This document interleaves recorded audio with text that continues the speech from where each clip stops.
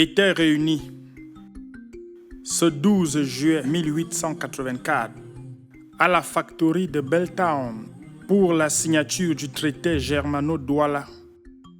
Nachtigall, Buchner, Schulz, Edward Worman, Edward Schmidt, Voss, King Bell, King Aqua, Jim Equala et tous les chefs de Douala Town.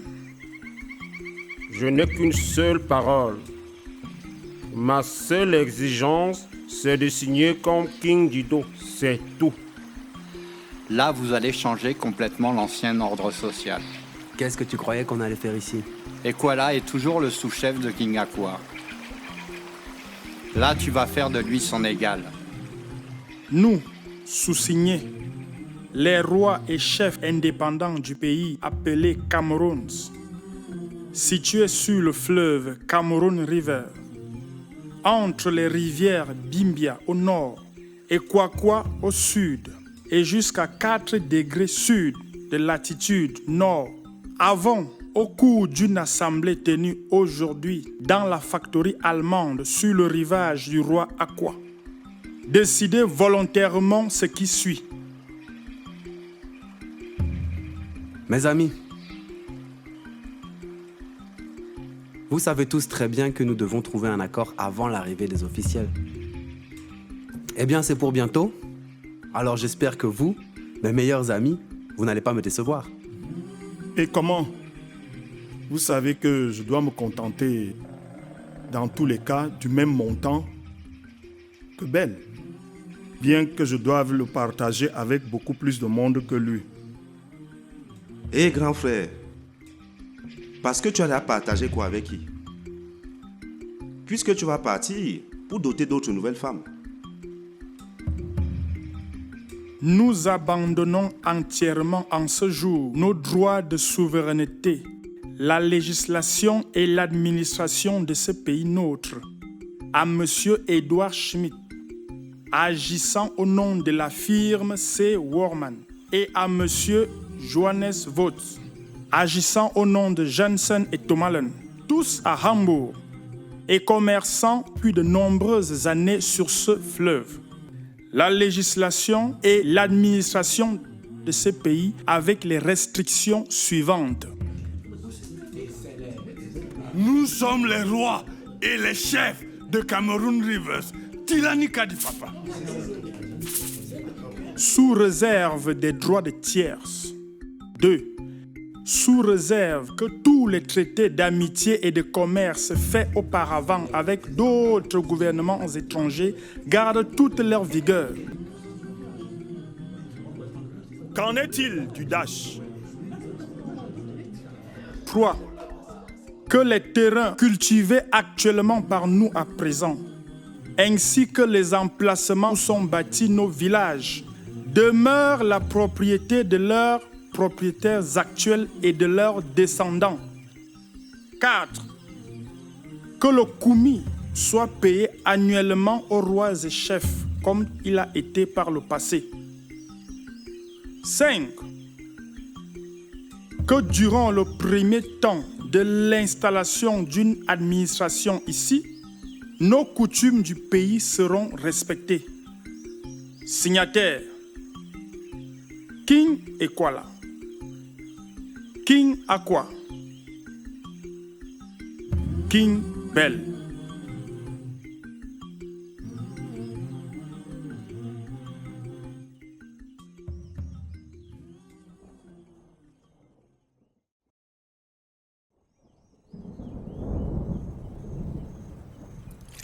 Dommage, King Bell, que vous n'ayez pu me rendre visite cet après-midi. Aussi, me suis-je permis de renouveler mon invitation. J'étais chez Dika, quoi. Et je lui ai parlé de votre offre. Vous savez que nous avons presque les mêmes problèmes. Et je lui ai parlé de votre grand empereur, avec son armée si disciplinée. plus qu'il voulait relancer nos anciennes requêtes auprès de sa gracieuse reine. Plusieurs fois, nous avons sollicité la protection de l'Angleterre.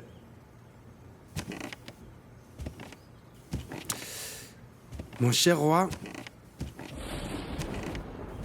voilà une heureuse initiative que vous avez prise là. Je craignais déjà que vous parliez de la marchandise que j'avais gardée expressément pour vous, Majesté. Pour vous. Et pour vous seul. King Bell est mon neveu. Et puisque vous l'appréciez, sachez qu'on n'est pas obligé de faire la même chose que vous. Regardez-moi ces grands-pères qui passent leur temps dans les blablabla et des Congossas, alors que King Bell est en train de vendre le pays aux Allemands et à des sommes faramineuses. Es-tu sûr de ce que tu dis là? Ce n'est pas plutôt le Congossa des gamins que tu veux nous faire avaler? Ne joue pas avec le feu et ne propage pas de fausses nouvelles. Eh oh, Kalaba raconterait-il des Congossas à son âge? Il a assisté lui-même à une réunion avec les gens de Belltown, Aquatown et Dadotown. Et Smithy? Qu'est-ce qu'ils ont conclu lors de cette réunion? Conclu? Rien du tout. Smithy et Vos ont dit qu'il y aurait beaucoup d'argent à gagner.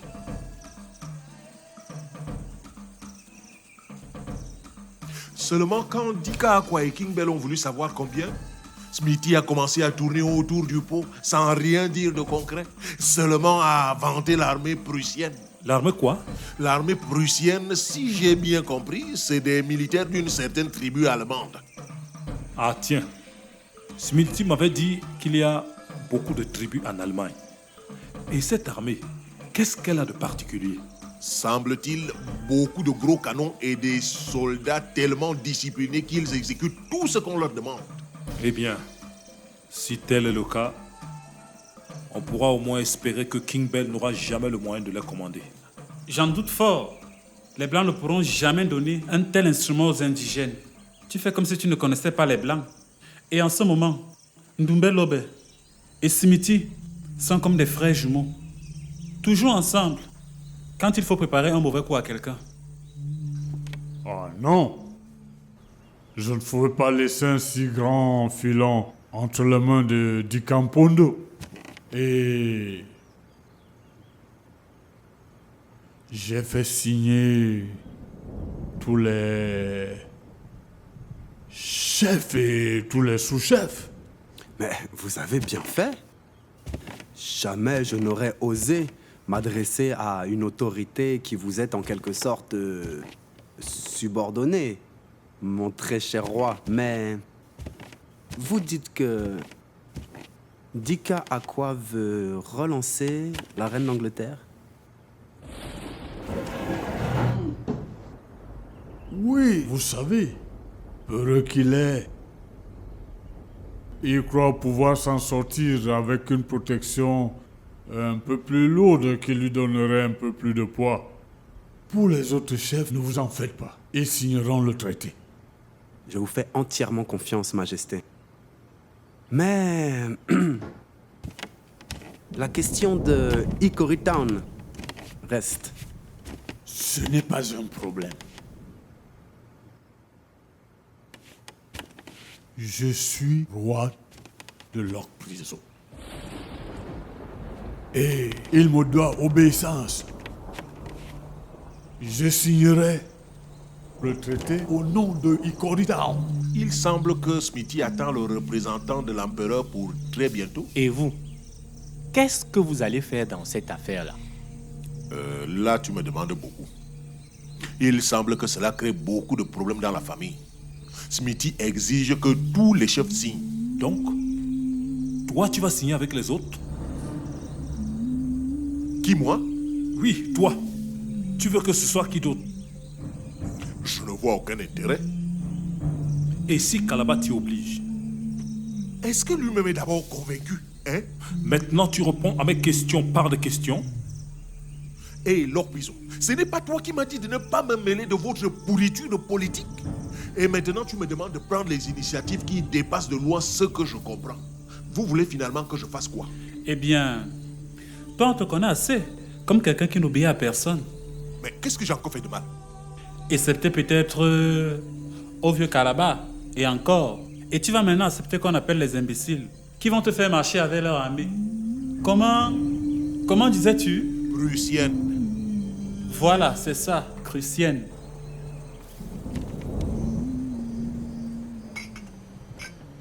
Puis-je vous demander quelque chose? Mais dites toujours, je suis votre obligé.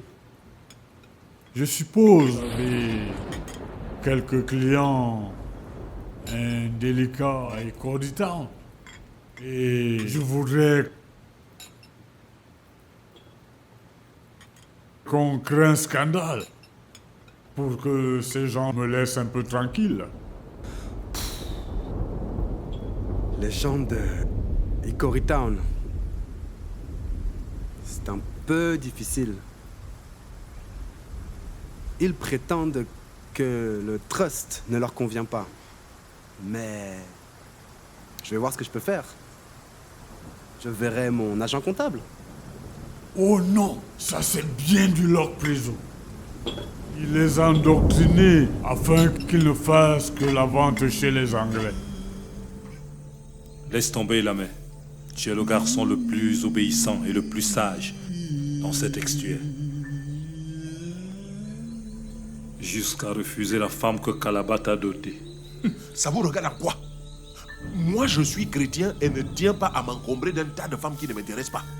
Seulement pour faire plaisir à mon vieil oncle. D'ailleurs, il a vraiment mieux à faire avec son argent. Parce que celle-là, tu ne l'as pas dotée. Premièrement, Maggie n'est pas celle-là. Et puis, je ne l'ai pas dotée. Et finalement, toi, tu appliques très mal ce que tu as appris à l'église.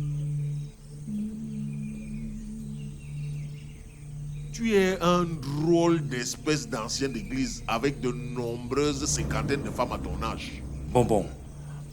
Laissez-moi en paix avec vos histoires d'église. On a d'autres chats à fouetter. Mais, au fait, quelles sont les origines des histoires entre Dika Akwa et Jim Ekwala? C'est au sujet du marché au Biabo. Ah bon, hein? Mais joignez-vous à nous, Mangabel. Il n'a pas faim.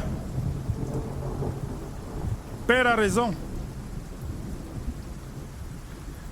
Vous savez que les histoires des gens ici, des gens dans notre clan, tournent toujours au sujet de tel ou tel marché. Mais en réalité, pour connaître la véritable origine de cette histoire, cela remonte à bien plus loin.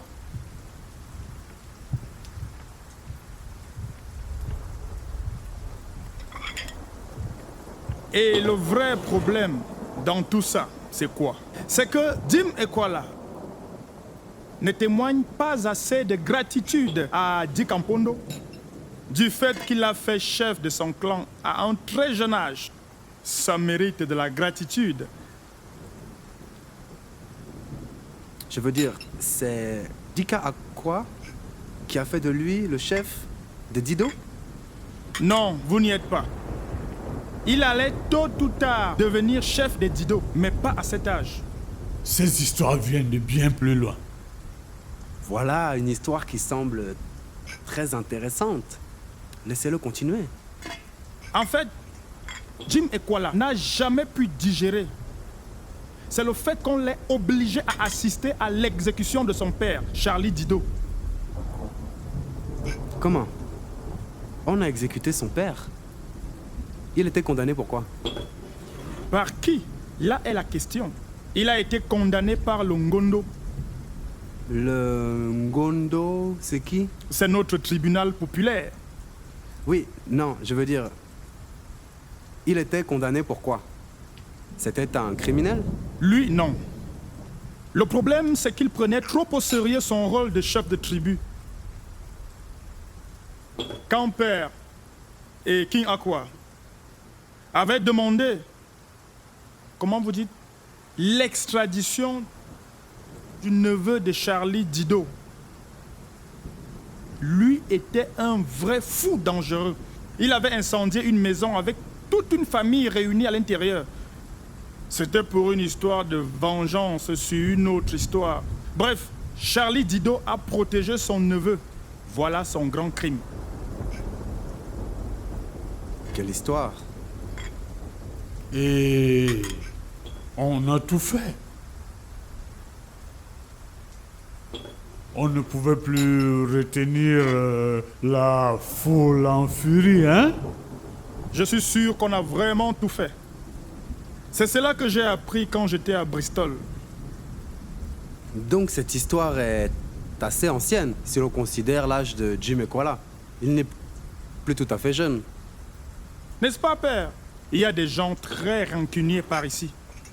Ces histoires-là, tu ne les connais pas. Ce sont des racontars. Comme tu le dis toi-même, tu étais à Bristol. Que de suivre ces gens qui parlent mal de notre famille. Donc, Père, faut pas écouter ce que disent les mauvaises langues contre notre famille.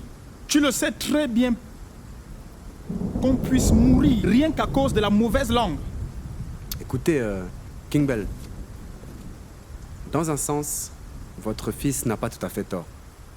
Des racontars peuvent nuire à la réputation d'une famille, même si ce ne sont là que des racontars, comme c'est certainement le cas ici. Donc, excusez-moi, King Bell. J'ai intérêt à rentrer chez moi, prendre une bonne douche. Vous avez vu le ciel? Bonne nuit, Manga Bell. Bonne nuit, King Bell. Je voudrais tout simplement te rappeler que si King Bell appelle ces gens, c'est pour avoir quelqu'un sous ses ordres, qu'il puisse charger d'éliminer ses ennemis sans cligner d'œil. Et des gens têtus comme toi finiront tôt ou tard par être comptés parmi les ennemis de King Bell. Alors à toi de choisir. Garder ton indépendance ou empocher le dash faramineux, dont personne ne connaît le montant. Mais je vous aurais fourni des informations si j'étais dans leur camp. Bon, ça va. Tu es un bon garçon. On te fait confiance. Ah, va pour tes flatteries. Maintenant, je suis le bon garçon, alors que tout à l'heure, j'étais la tête brûlée. Vous faites ce que vous voulez. Moi, je rentre. C'est exactement ça. Ta Maggie va finir par s'inquiéter. Et toi, elles sont une cinquantaine. Mais certainement, il n'y aura aucune qui s'inquiète pour toi. Bye bye. Laisse-le. C'est un brave garçon, malgré sa grande gueule.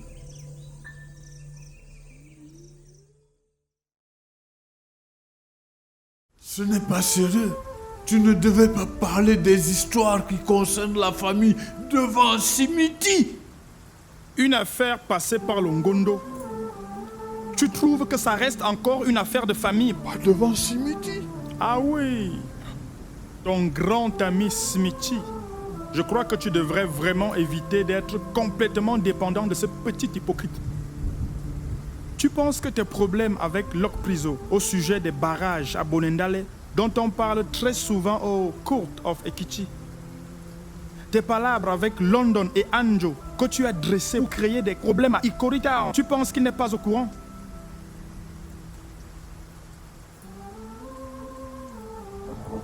Tu es jaloux. Tu es un inconscient. Lui, Simiti, je crois qu'il est sérieux. Tu crois que tu es sincère plus que lui? Tu es mieux que lui? Moi, jaloux de Smithy. Il a quoi pour que je sois jaloux de lui? Sa petite taille là, sa tête brune, son comportement louche et mesquin, sa peau blanche peut-être, J'ai vécu assez longtemps dans leur pays pour estimer à la juste valeur ses qualités. Il arrive ici, il joue au grand monsieur, parce que vous pensez qu'il est supérieur à vous. Mais Lok Priso, il est chez lui à Bonendale. Je ne suis pas chez moi ici. Je ne suis peut-être pas chef.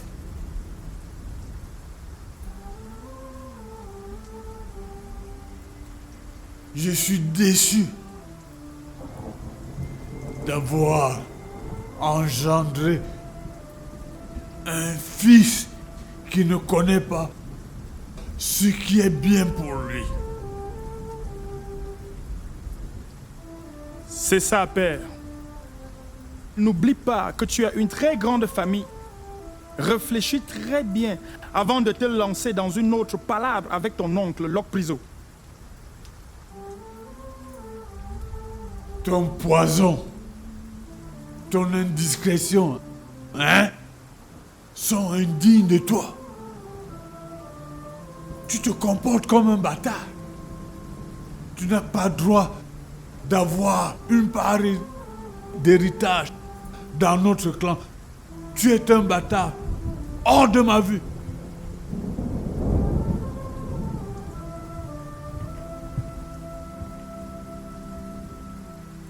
J'espère que la nuit te portera conseil.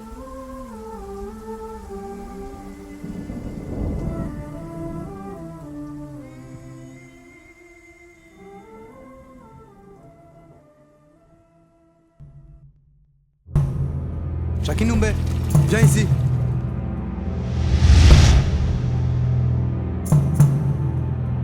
Ah bon? Le rouleau compresseur des Allemands contre Lok Priso et les habitants de Hickory Town se met en marche. Si c'est 80 clous, c'est que ce n'est pas pour moi. Mais c'est bien écrit là. Vas-y avec ce qui est écrit là au diable.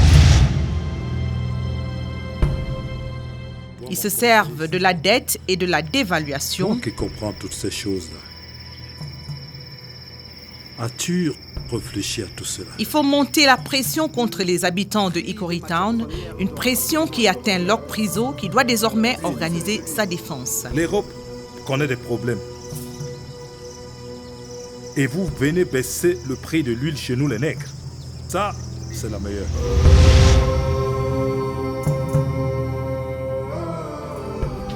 Je vous laisse. Pris en étau entre ses promesses aux Allemands et le refus de Lok Priso,